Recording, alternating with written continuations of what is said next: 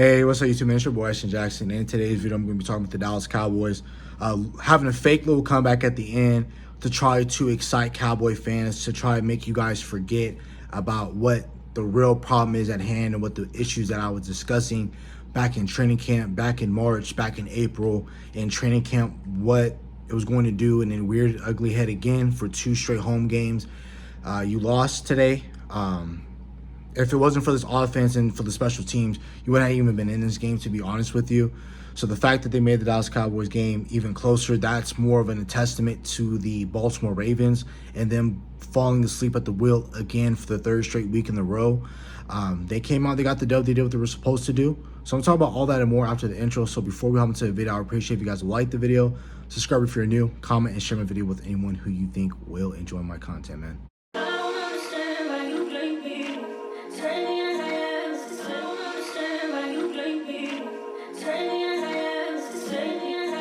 This right now, to be honest with you guys, this season feels very reminiscent of 2020. You have a terrible defense. Your offense isn't very much creative. It was in 2020 because you have Kellen Moore. But Kellen Moore, as you saw in today's matchup when the Philadelphia Eagles were playing, they're not much of a creative offense as it is. I know they did have injuries to their offensive line, wide receivers and such like that. But, you know, I'm not really going to talk about the Eagles because they already look like the best team in the NFC East. But again, you did not play good football today. And it's always the small things that get you caught, right? I know this game was 28-25 and the Cowboys put up a hell of an effort in the second half. If you just showed a little bit more fight like how you did in the second half to that first half, and maybe you stopped the Ravens from scoring a couple of times, maybe you score that touchdown, that CeeDee Lamb fumble, which he has terrible freaking body language. We have another freaking terrible 88 body language. Again, I don't know what the hell it is. But damn it, take off that 88. They ain't Pearson, they ain't Michael Irvin. Take off that damn 88. You're not them. Take off that 88 off them boys, man. They're not like that, man. All that bad body language in the first half. Had you played just a little bit better, maybe you win this game. Woulda, coulda, shoulda, you didn't happen. But all the problems that I said, what? You have bad trench play on the offensive side of the ball and the defensive side of the ball. You have terrible trench play.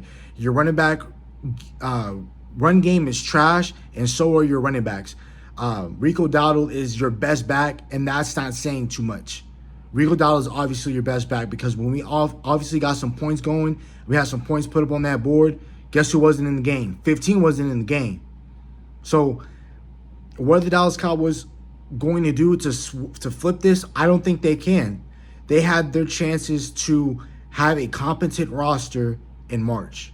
This is why March is so important. But before I really go in on the Dallas Cowboys, I'm going to talk about this game for a little bit. Again, I already talked about the effort. Effort wasn't there in the first half. You looked like you just wanted to throw the white flag, whatever the case might be. It looked like you wanted to concede the game. If I was playing Madden for real, and Dallas Cowboys were playing Madden, they probably would have quit at halftime. If we're being for real, they came out, they showed some heart. The Dallas Cowboys, I'm still not happy that we came close to this game because close is not good enough, and there isn't no moral victories in my book, especially when you're playing this professional sports and you're making the money that you are making. There is no such thing as moral victories. You should have won this game and you didn't, but that's fine. Lamar Ashton Jackson, my cousin, did his thing today. He was 12-15, 182 yards and a touchdown. He didn't have to do too much. Again, another quarterback that had to come in at AT&T, only threw the ball 12 times and was still able to beat you swiftly. Now I understand the game got a little bit close, but if they took it more seriously, this game would have been over, man. We got bailed out by some calls. Let's be for real. Run game. Not dang near. You already led up 200+ yards rushing, right?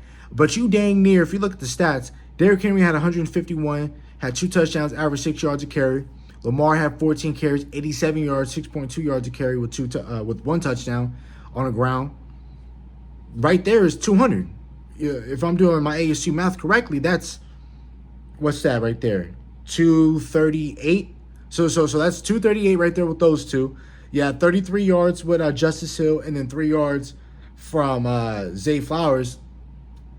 That's the game. That's the game right there. All the clock that was bled off was because of those 3 gentlemen. Lamar, Hill, and Henry. Hey, man. We're a bad football team. Let's be for real. I can't even be a homer, man. Like, I can't lie to you. I've never lied. I said The problem and what was going to be your problem come down September is that if you can't run the ball and you can't stop the ball, you're going to have a tough time. You were already going to have growing pains because you're going to have a rookie at center and a rookie at left tackle, and that was clear evident. Kyle Van Noy had his day. Odolph Owe had his day. David Ojabo has some plays. Cool. Tight end depth is trash. Outside of Jake Ferguson, Span Ford ain't it.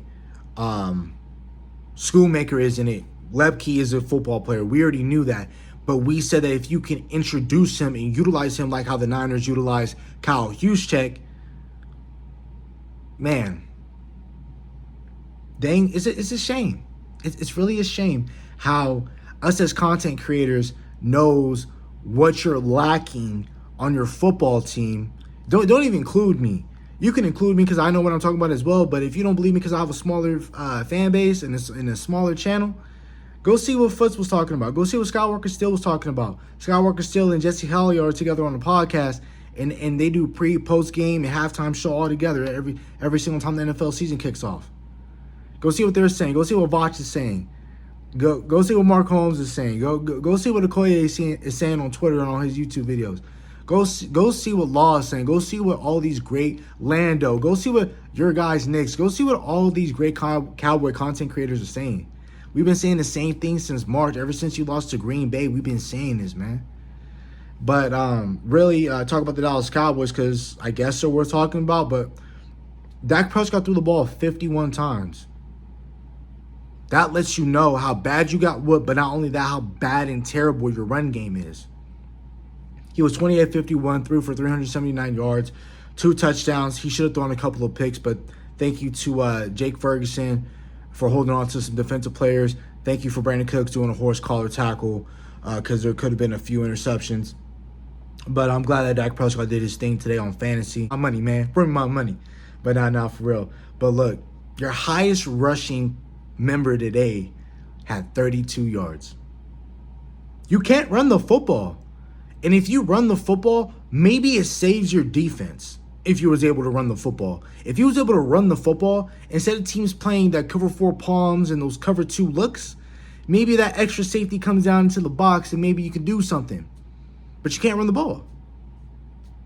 So, receiving-wise, Jake Ferguson, 6 of 95. CeeDee Lamb, freaking terrible. Fumbled in the first half. Terrible. It's not his fault. Because the Joneses were effing around, and they didn't want to pay CeeDee Lamb his money, and they waited until the first game of the season to get him. My bad. They waited until August 28th to get him paid. I'm sorry, my bad. A week before the week before the Chiefs and Ravens game, they decided to pay CeeDee Lamb that money. All of this could have been course corrected in July when everybody was out there in Oxnard sipping Mai Tais and margaritas and stuff like that. They could have been out there. They could have figured that out. Bad ownership, bad. We're just poorly ran. We're a poorly ran football team. Last I checked, because I used to live in California. Hollywood's in California. It ain't nowhere in Dallas, Texas. They might have some characteristics. Hollywood in LA. They don't play a Hollywood crap in Texas. Defense was trash. It's not even worth talking about. Who stood out for you today defensively? Micah didn't. Trayvon Diggs didn't. We needed a crucial 3rd and 6 stop. Why are we playing 10 yards off the ball? We have another defensive coordinator on a gotta have it 3rd down. Why are we playing 5-10 yards off the ball? If they run that Kellen Moore conservative crap, all they gotta do is run to the 6 and turn around and catch the ball. I thought this double mug and double A guy was gonna get to Lamar. Couldn't get it done, man. So again, what's going to happen is you have a short week. You got to play the New York Giants on Thursday. If they out physical and they beat you, if you lose to the New York Giants, you know what I would do? My last name ain't Jones. I don't got $100 billion, but my last name was Jones. Dak Prescott. Your ankle from 2020 is flaring up. I gotta sit you. I know we gave you $238 million, $240 million guaranteed. Your ankle's flaring up. You can sit down. You're good. For Ferguson, that MCL sprain week 1. Yeah, it's flaring up again. You can go out. CeeDee Lamb, and this is all, again, this is what I'm talking about. If we lose on Thursday, I'm not playing around no more. I'm shutting down the season. The season's over. We're tanking. CeeDee Lamb, or, you know, you're missing cartilage in your pinky toe. Sit down. IR, season-ending IR. Micah, you got to get your podcast numbers back up. You know, you have a lot of mental warfare that you're going to go through next year because this team is going to put you through hell and back during negotiation problems. You can sit down. Trayvon Diggs, man, that ACL injury that you suffered, man, your knee's starting to flare up. You can sit down. Everybody else, you playing.